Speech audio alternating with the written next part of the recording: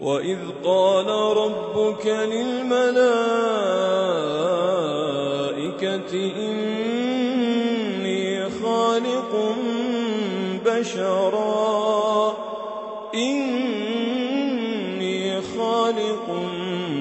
بشرا من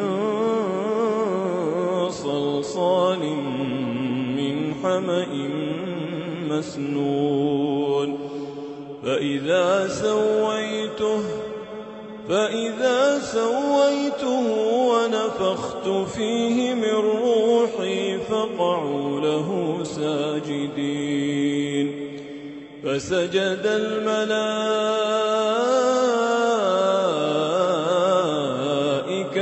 كلهم أجمعون إلا إبليس أبى أن يكون مع الساجدين قال يا إبليس ما لك ألا تكون مع الساجدين قال لم أكن لأسجد لبشر خلقته من صلصال من حمأ مسنون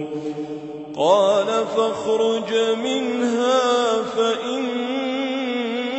رجيم وإن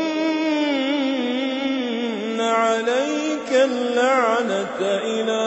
يوم الدين قال رب فأنظرني إلى يوم يبعثون قال فإنك من المنظرين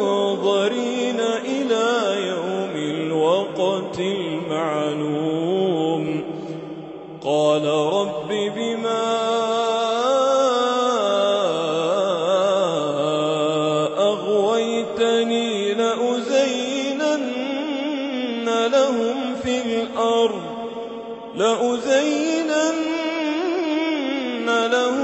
الأرض ولأغوينهم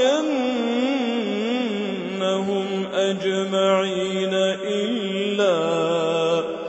إلا عبادك منهم المخلصين